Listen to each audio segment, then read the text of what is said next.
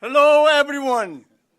It is with great pride and honor to introduce our special guest to riding of Scarborough North in the great community of Scarborough. We have MPP Irish Republican from Scarborough North, MPP PJ Tadi Kansalam from Scarborough Rouge Park, and David Smith, MPP for Scarborough Centre.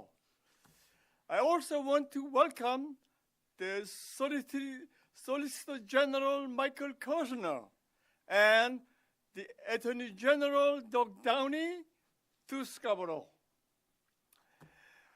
And before I introduce Mark Baxter from the Ontario Police Association, I also want to introduce someone who is no stranger to Scarborough. And I think you may know him. It is because of his leadership and the Scarborough is getting new aerospace funding, building a new Bushman hospital, building a first-of-its-kind medical school at the University of Toronto Scarborough campus. And of course, finally, it is because of him we are finally having the subway come to Scarborough. He is the one who's getting it done not only for Scarborough, but for all of Scarborough. He is not only my friend, people all across Scarborough. Ladies and gentlemen, please join me in giving him a warm welcome to Ontario's Premier Doug Ford. Now we'll turn it over to Mark Baxter.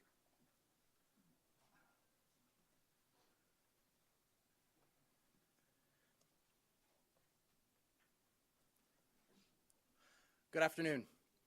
I want to start off by thanking Premier Ford, Minister Kerzner, Minister Downey, and the Government of Ontario for inviting the Police Association of Ontario, as well as our colleagues from the Ontario Provincial Police Association and the Toronto Police Association here today. Premier, Ministers, thank you for your commitment to public safety. Our members, police service personnel from across Ontario, and the communities they serve have been telling us for years that Canada's bail framework has failed to prioritize the safety of our communities. Our members have stopped referring to the court and prison system as a revolving door. For them, and for the communities they serve, it no longer feels like the door is revolving, but instead that it is simply wide open. Today's announcement starts addressing the failures of the current bail system, and we hope is the beginning of that door to start closing. Repeat and violent offenders are arrested for committing a violent crime one day and then released and found to be committing a similar crime the next. This government is taking a significant step in keeping our community safe and restoring faith in our justice system. With these dedicated resources, police personnel will have increased capacity to routinely check up on those released on bail and ensure that conditions placed upon them are truly having the effect of ensuring public safety by preventing further crime and victimization. Ontarians will be able to feel safer on their way to work, at school, and out in their communities. We applaud these steps, and we are encouraging all levels of government to do their part for a safer Ontario and Canada.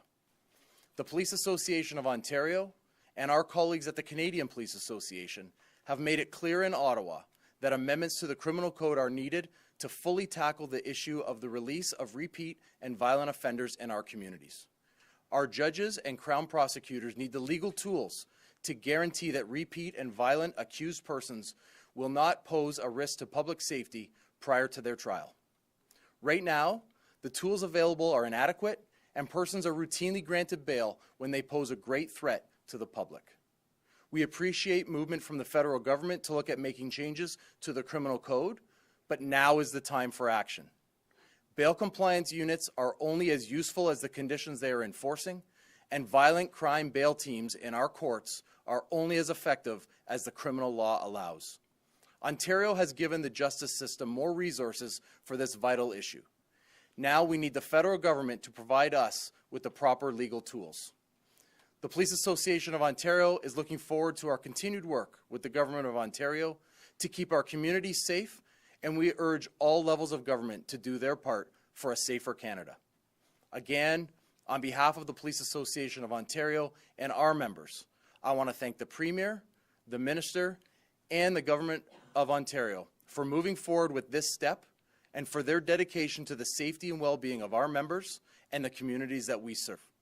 It's now my pleasure to turn it over to the President of the Toronto Police Association, John Reid. John does such a great job representing the members here in Toronto. John.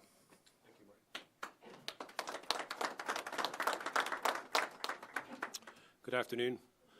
Thank you, Premier Ford, Minister Kerzner, Downey, and everybody who's joined us today. And thank you as well to our members here at 42 Division. We are proud to be your association and proud of the work you do each and every day. We can all agree that for quite some time, our sense of justice has been wavering and our safety feels like it's diminishing. Our members who serve our communities do not experience events on paper or on video or in theory. They live it in real time daily within the communities they serve. And sometimes they pay the ultimate sacrifice in doing so. The victims of crime, communities, members of the public do not experience those events on paper, on video, or in theory. They live it too, daily. While the rights of an accused are important, they cannot and should not be at the expense of public safety. We are not suggesting the outright denial of bail, but when our justice system permits the release of repeat violent offenders into our communities, our police services need the necessary resources to enforce these conditions and keep our neighborhoods safe. At our current staffing levels, our members find it increasingly difficult to do this, often, if at all. Historically, we've had bail compliance units in Toronto, teams of officers whose sole purpose was to monitor and conduct compliance checks at the local divisional level within their communities. With today's announcement, with the support from the provincial government, we see a resurgence of these teams, and that means greater accountability for the offenders and the reassurance of our members and the public they serve.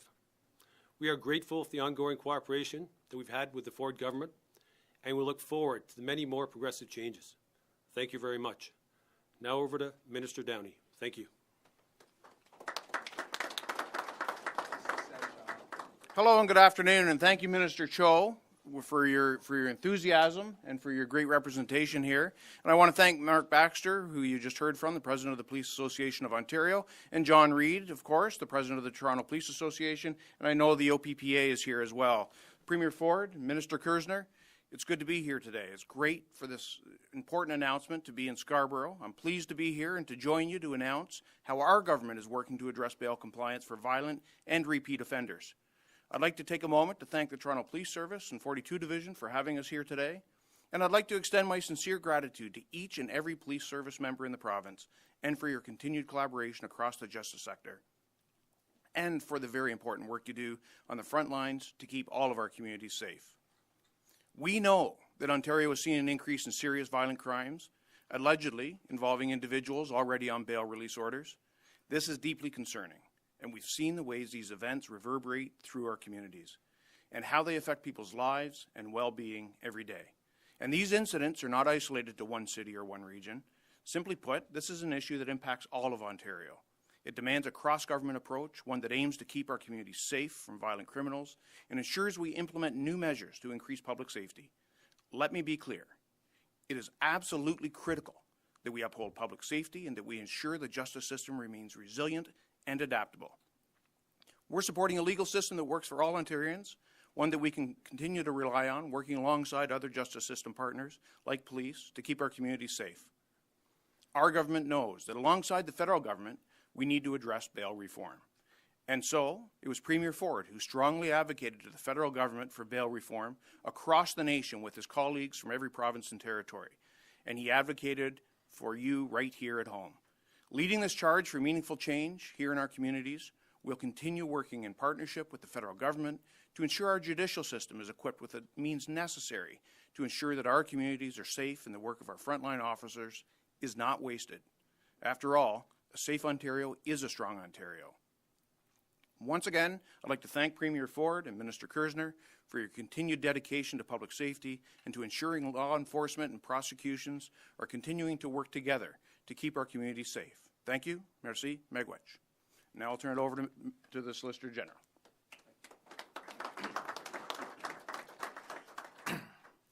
Thank you. Good afternoon. It's an honor to join all of you here today. A safe Ontario is a strong Ontario, and there's never been a government in our province or in our country that has cared as much about our public safety as this government. Today's announcement is about taking action to keep the people of Ontario safe, and I want to thank Premier Ford for his leadership. For our Premier and our government, public safety is personal. That's because people are afraid to walk our streets. They're afraid to take public transportation. They're afraid to go out at night. And we can't allow that to continue, and we won't. Repeat violent offenders cannot be released back into our communities. Our Premier and our government have been relentless in calling for bail reform and strengthening bail compliance. In January, our Premier led a national effort to draw attention to this issue. And then in March, our government joined leaders from the federal government, provinces, and territories in Ottawa to work together on bail reform. I was also pleased to see MPPs from all parties come together to support our motion on behalf of the Ontario Legislature calling for meaningful bail reform. We are being proactive, purposeful, and precise in our investments so we can target crime and keep our communities safe. And today, we are thinking of the families who have lost a loved one as a victim of violent crime, particularly by someone out on bail. I think about our police heroes who have fallen in the line of duty, including Toronto Police Constable Andrew Hong and OPP Constable Jegor Pershkala, whose lives were cut short. May their memories forever be a blessing as heroes in life. And I want to take a moment to recognize everyone who keeps our community safe. They deserve to go to work and to come home safely. The status quo cannot continue.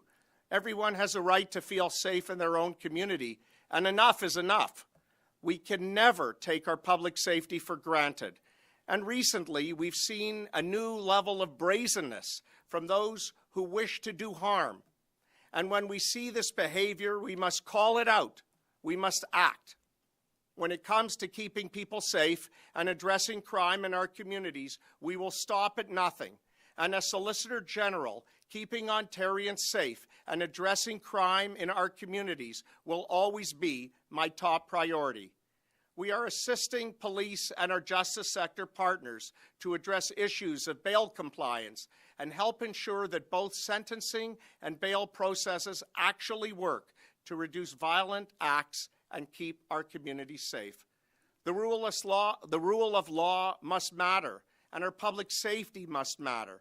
And that's what today is all about. In closing, I want to thank Premier Ford again for making public safety a priority, because a safe Ontario is a strong Ontario. We won't wait. We won't sit by. We will listen and we will lead. We are going to help fix a broken system. We will continue to do everything we can to keep Ontario safe. Thank you. And now it's my honor and privilege to turn it over to our Premier, Premier Doug Ford. Well, thank you so much, and good afternoon, everyone. And on behalf of Minister Kerzner and Minister Downey, I just want to acknowledge the great job the Solicitor General and the Attorney General are doing day in and day out, along with Chief Demkew, thank you, and with Superintendent Greg Watts right here at 42 Division. And Greg, did you try to set me up? I walk into the prep room and there's a box of Krispy Kreme donuts. I'll tell you, that's my weakness, but I didn't touch them. Deputy Chiefs Pogue and Johnson, thank you, and everyone at 42 Division in Scarborough for hosting us today, along with Mark Baxter from Police Association of Ontario, John Reid from the Toronto Police Association. I also want to acknowledge our local caucus, MPPs David Smith, Eris Babikian, Vijay Thanagaslam, and Minister Cho. They're all doing a tremendous job representing the great people of Scarborough. It's also great to see our OPP Commissioner, Thomas Carrique, and all of our policing partners from associations right across the province. Thank you for joining us.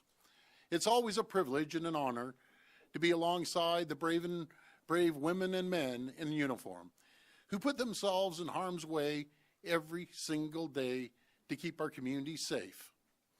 Friends, it's no secret. Across Canada, we're facing a growing wave of crime. In our big and medium-sized cities, small and rural communities, we're seeing increases in auto thefts, assaults, break-and-enters, and random acts of violence on public transit and on our streets.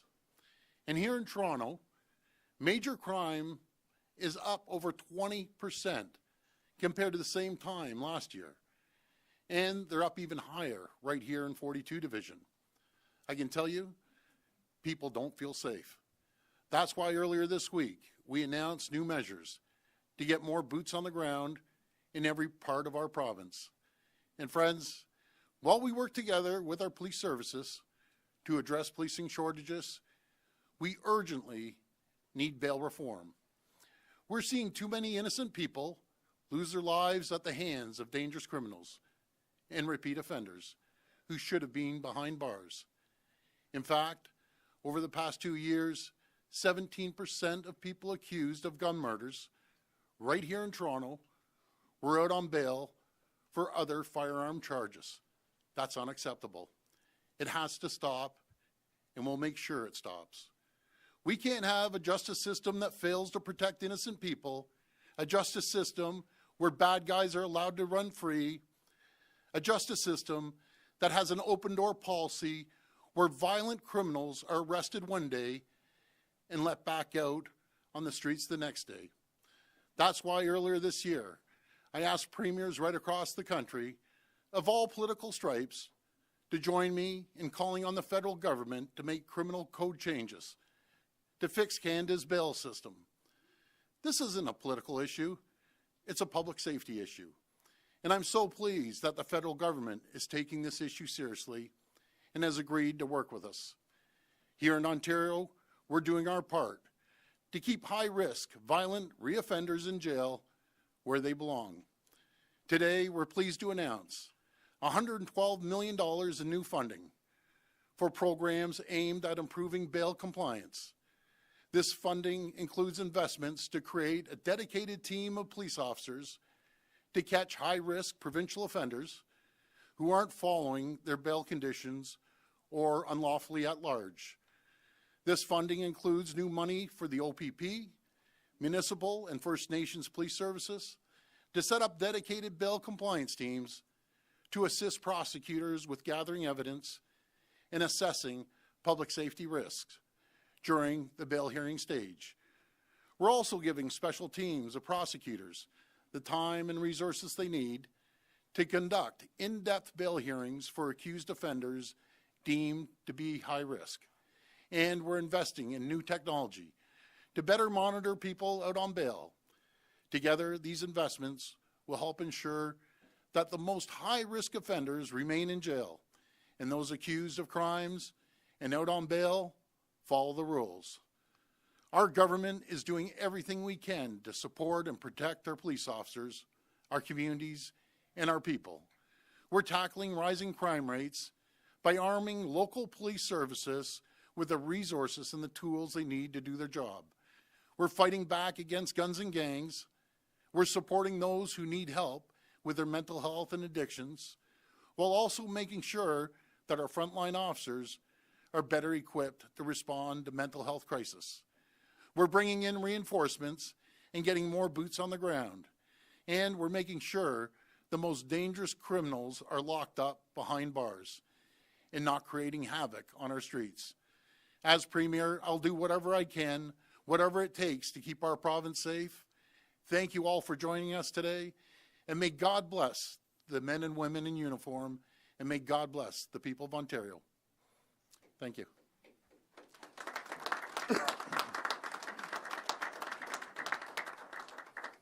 We'll now go to the floor for questions. If reporters asking questions could please line up at the microphone behind me. Just a reminder, it'll be one question and one follow-up. First question. Hi, it's Chris Richowi from the Toronto Hi, Star. Chris. I was wondering if you could talk a little bit about how these new teams are going to work and how many new jobs will be created out of this money today. Well, that's probably a good question for the Solicitor General, along with the Commissioner and the Chief DEMQ. So, Solicitor General. Thank you. Good afternoon. The over $110 million is being invested to help keep our community safe today, and specifically $48 million will be available over 3 years to the OPP for the Repeat Offenders and Parole Enforcement Unit. It'll provide them with about 50 additional people for their units over the next few years. That'll go a long way to strengthening their enforcement unit. We're also providing $24 million that will be available for grants for the police services in Ontario, which will include First Nations police as well, so that they can beef up their own enforcement units as well. Thank you, Premier. Just to expand on the Solicitor General's comments, this will mean that our repeat offender enforcement unit will go from 5 teams across the province to 10 teams. It means that we will have greater capacity to not only identify, but hold accountable those repeat violent offenders that pose the greatest risk to public safety in a coordinated way right across the province in partnership with our municipal and First Nation policing partners. This is a great day for the province of Ontario, and in terms of numbers, I can tell you that on the OPP, we're currently hiring a class of 135, and I can speak on behalf of Chief Demkew. I'm sure he's hiring just as many. So for anyone interested in a career in policing, today's the day to apply, especially with the announcement earlier this week that there's no more tuition fees at the college. So we're hoping that this will also spark an interest in a very dedicated profession that is absolutely critical to our communities. Thank you. And thank you again, everybody, for being here, and thank you for that question. I'll just elaborate one step further and pick up on a point made by the president from the Toronto Police Association. There was a time when we had bail compliance units in every single one of our divisions. We are now going to be able to take a look at our model to reconstitute our capacity at the local divisional level, which really means being responsive to local community level, because that's where decisions are being made operationally to serve our communities locally. And in the context of the Toronto Police, it's at the local divisional environment, and this funding will provide us an additional capacity to do that. Thank you. And before I leave, I will echo the Commissioner's comments. We are indeed hiring. We are indeed very focused on creating the capacity to better respond to our core service needs. And certainly this week is a representation of incredible support that the policing community needs to make that possible. Thank you. And just to reinforce that it's an all-of-government approach, we're investing $26 million over 3 years for intensive bail review, prosecutors, and back office support, so the whole system can function at a higher level. Thank you. And a few references were made by yourself and your ministers that people don't feel safe. Was that in Toronto or Ontario? And have you heard from people that they feel unsafe? I hear from people almost every single day, especially in Toronto. You see the numbers. You feel people feel when they go on the subway, they're concerned. They feel nervous if they're walking late at night. We live in Toronto. We don't live in Chicago or New York or some of the other areas. I lived in Chicago. There's some really bad areas. We're going to make sure we aren't like the Chicagos of the world, and we're going to make sure that we have the proper resources, the proper tools to give our police services right across the province to make sure that people are safe, they feel safe, and feel comfortable. For decades, everyone so proud, and I still feel, compared to large cities across North America and our great police services, they do an incredible job. But we have to make sure people are feeling comfortable, like we have for decades living here in Toronto. Hi, Premier. Alison Jones with the Canadian Press. Hi, Alison. The announcement talks about part of this money going towards new bail compliance technology. I'm wondering if you could give me some examples of that and how it will help. Are we talking ankle monitors or what? I think this is best answered by either the Solicitor General or Attorney General. Which one?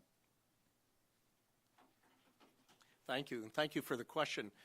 You know, I have to really congratulate Durham Police Services and Toronto Police Services for coming up with an amazing piece of technology, which is this dashboard. And we will be able to bring it to a much larger scale than was piloted by Toronto Police Services and by Durham. It'll be something that the OPP is taking on that will be rolled out all over, and we'll be able to keep a very fine-tuned look on where people who are violating bail are, and we will be able to identify and to communicate with the local police services in the different jurisdictions where they are, so we can get them before they cause crime. And for you, Premier, on the Science Centre, Yes. you had said that the employees were excited about the move, but the union that represents about 400 of them says they're angry, they're confused, they're worried about job losses. I'm wondering both what you based your statement on, and also if the move to a smaller facility is going to mean job losses. Oh, great question. Guess where I just came from? The Ontario Science Centre. I drove by it, looked at the big, huge parking lot sitting there. But that's the city of Toronto. We're taking care of the actual Ontario Science Centre itself. And just to mention, I think the world of the people that work there, we've seen, people going through the Ontario Science Centre drop by 30%. I mentioned 40%, and I apologize if I was incorrect the other day, but 30%. Well, to the great employees there, do you know what happens in the private sector? When your sales are down 30% and we see a decline every single year from 30 to 40 and it's going to keep going, we don't need as many people. I want to make sure all the 400 people that are there are going to be employed. I want to make sure that we have a destination, that we see more and more people and tourists, along with the school buses that I saw over there, come through a state-of-the-art Ontario Science Centre. And you go by the Ontario Science Centre, and inside, it's run down. They're using 25% of the space. We're going to make sure that we have 300,000 square feet of exhibits right across the Ontario Science Centre. We're going to put it in a place that tourists come day in and day out. We're building a destination at Ontario Place, second to none. It's going to be world-class, more importantly, year-round. Folks, we have two choices here. We do what the previous government did for 15 years and just totally ignore it and let the status quo and watch the Ontario Science Centre just die. And Ontario Place, weeds growing up to your ankles around there, run down. Or we're going to build something world-class, something, just absolutely amazing for tourists right across the world, in our country, and the province to visit. And the only difference is the previous government, they did nothing. We're a government that gets things done. Hi, Premier. Cynthia Mulligan from City News. Hi, Cynthia.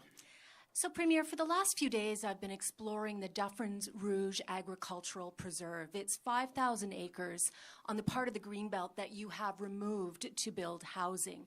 Now, last week in the legislature, you referred to a part of the Greenbelt as just a field of weeds. Yet this part of the Greenbelt is some of the best farmland in the entire country. You've said Ontario is very vast and that there's a lot of land, yet only 5% is suitable for farming. Your own housing task force deemed that you didn't have to touch the Greenbelt. There was enough land for housing. So then how do you justify building housing on prime farmland when your own housing task force says it's not necessary? Well, first of all, thank you for that question. You always give me good, tough questions, Cynthia. Let me answer it this way. When I took office, the Greenbelt was X, that figure. Now, it's 2,000 acres larger than when I took office. That's the first point. And we're developing right butt up against existing communities. One side of the road, there's communities, there's houses. On the other side of the road, there's a field. All I can tell you, and it's private land, by the way, developers won't be building in marshes and ponds. That's left alone. And our task force did an incredible job. But guess what? The task force did the job when we thought we were getting 200,000 people a year. Guess what we got just last month? Stats Canada came out. 445,000 people landed in Ontario last year. We are the fastest growing region in North America bar none. And I mentioned this in the last press conference. People know Texas is growing at a rapid pace of 1,000 people a day. Florida, 1,000 people a day. 365,000 people a year are going into Texas and Florida. And they're double the size of us, Texas, in population. And Florida's about 22 million. We're about 15.5 million. We need to build homes. We need to make sure that there's supply and demand. That's what creates affordability for first-time home buyers. We're going at a rapid pace. And the reason we're going at a rapid pace is people come to areas that see economic development, that see jobs and opportunities. We're one of the fastest growing regions in creating jobs. We created over the environment for 640,000 more people are working today than they were working 4.5 years ago. When companies come here, like the Volkswagens of the world and the Stellantis, the first thing they ask is there's going to be affordable housing. Are our employees going to be taken care of? Are we going to have safe communities to live in? And the answer is yes. The reason we're attracting people, because we have the province moving in the right direction on economic development, job creation. We're leading North America. So my follow-up, Premier, what about the environment? Does your government have any concerns when it comes to the environment? I mean, there are a lot of at-risk species in this area. It runs right adjacent to Rouge National Urban Park, the largest urban park in North America. The two interchange, and everything is so delicately intersected. So my question is, are you concerned about the environment? Did your government do any environmental assessment before you took this land out of the green belt to assess if there would be a real serious impact? Well, first of all, thanks again for that question, Cynthia.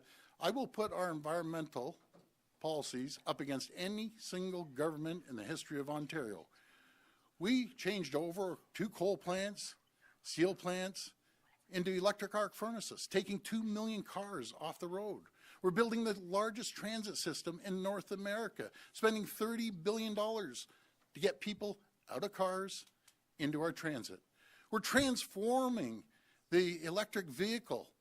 I call it the electric vehicle revolution. We're leading North America when it comes to making sure that we get people out of gas-operated cars, get them into electric vehicles. We're one of the leading jurisdictions when it comes to creating, the critical minerals that will form the batteries that will be assembled in our auto plants. That's what we're doing for the environment. On top of that, we're adding more land, not just the Greenbelt, into parks right across this province. So again, thank you for the question. I will put our environmental policy up against any other government. And just to make a point, which I didn't hear any of you, by the way, 4.5 years ago and 5 and 6 years ago, when the previous government didn't change the Greenbelt once, not a peep out of the media, not twice, not 3 times, not 4, 5, 17 times.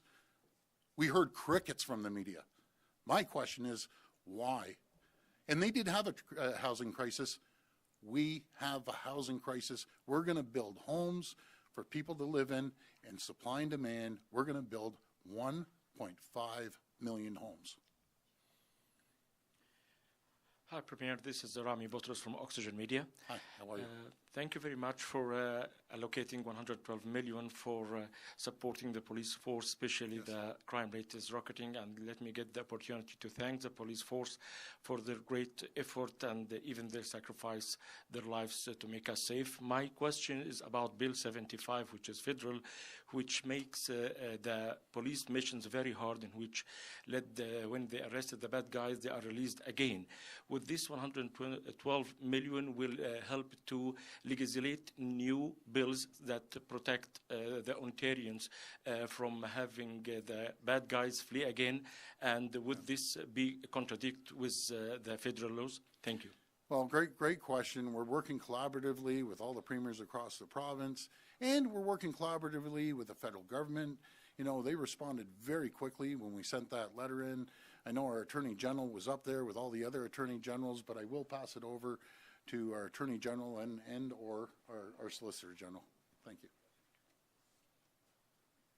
So thank you for the question. And when we met in early March with my colleagues from across the country and from the territories were there, everybody was there. We are working very collaboratively. We've made our position very clear. The federal government has responded in parts, and Bill C-75 was part of that discussion. So I don't really want to compromise ongoing discussions. We have another meeting set up, but it is part of the mix, and we are taking it very seriously. This will be the last question. Hi, this is a question for Premier Ford. Angelina King with CBC Toronto. Hi, Angelina. You'd mentioned in the announcement that the province will continue to support people with mental health and addictions issues. I'm just wondering how the government plans to do that in the context of bail and ensure people who are released on bail have access to the supports and the services that they need so they can comply with the conditions that they have to follow. Before I hand it over to the Attorney General, or again, the Solicitor General, we put unprecedented amount of money, again, largest in the history of this country, over $4 billion when it comes to mental health and addictions. I had an hour-long meeting with the first dedicated Minister of Mental Health and Addiction, Michael Kerzner, yesterday, running through the numbers, running through every single ministry that's getting funding for mental health and addiction, no matter if it's Solicitor General or Attorney General or education or health. We have a really robust program to support people with mental health and addictions. I'm passionate about helping folks get back on their feet and help them any way we can. But over to you, Attorney General. Thank you, Premier. Yes, mental health and addictions is a core part of what we're doing across government in every department, whether it be Solicitor General's space or my space. You'll see that we're doing justice a little bit differently than it's been done in the past in certain areas. We've launched our 4th Justice Center in Kenora, and that is equipped to help deal with some of those issues. So we can't really point to one thing and say this is how we're dealing with it. We're dealing with it top of mind in everything that we do. Thank you. I just wanted to add that the mobile crisis response teams, which we know have been amazingly successful all across Ontario, are because of the partnership that exists with local police services, including the OPP. This is a great example whereby interceding early enough, these mobile crisis response teams can absolutely make a difference. And I hope that they will be expanded over the years because they've proven to be amazingly successful. Thank you. Thank you. And just another question for the Premier. Sure. In terms of the Eglinton Crosstown, people are still wondering when it's going to open and what's behind the delay. Can you give us an answer today? Yeah, I know the CEO of Metrolinx and Minister Mulroney was out today talking about it. Let's make no mistake. Am I frustrated? Darn right I'm frustrated. Had a good conversation with Phil Verster yesterday and Minister today, and I have confidence in both of them. Folks, this is a project we inherited, and it's been taking way too long. But I told both of them, do not put that LRT going or that subway moving until it's 100% safe. I'm not going to pull a Mayor Watson in Ottawa, pushing it forward, derailing the LRT in Ottawa, making a total mess of it. We will not move until the whole line is absolutely safe. And as soon as I get the, a schedule that we're working on with the builders of the subway, I'll be the first to come out there. But I can assure you, my favorite line, am I on Metrolinx like an 800-pound gorilla? I can assure you I am. But let's talk about what is going right. The Eglinton West line is 4 weeks ahead of schedule. We're building one of the greatest lines, the Ontario line. We had an announcement today on the Young North that we're delivering transportation, a subway, up to the folks outside of Toronto, up in Markham, Richmond Hill, Thornhill. For the first time, we're actually building a subway for the people of Scarborough with the leadership of our great MPPs here. It's the largest single project, all 4 lines that we've increased the subway system by 50%. As we saw for 50, 60 years, the same old 2 lines. We're changing transportation, not only here in Toronto, but the GTA. So those other projects, they're moving fast and they're moving furious, and I just can't wait to hop on them. But we are not gonna run the Eglinton Crosstown until it's 100% safe. But I want to thank our police services. I want to thank our police leadership here for coming out today. And I also want to thank the federal government for collaborating and cooperating with us. They understand that there needs to be changes when it comes to the criminal code and bail reform, and I'm very grateful for that, but we can't delay it. We need to get it done as soon as possible. Thank you, everyone, and God bless. Thank you.